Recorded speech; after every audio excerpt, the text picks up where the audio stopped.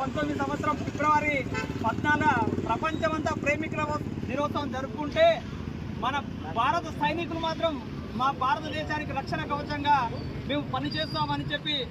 ఒక ప్లేస్ నుంచి ఇంకొక ప్లేస్కు వెళ్తున్న సమయంలో ఉగ్రమూకలు కొందరు పిరికి పందలు ఎవరైతే మన జవాన్లు వెళ్తున్నటువంటి వాహనాన్ని రాంగ్ రూట్లో అంటే వెనక ఫాలో వచ్చి బాంబు బ్లాస్ట్ చేసి దాదాపు చాలామంది మన సైనికులు వీరమరణం పొందారు.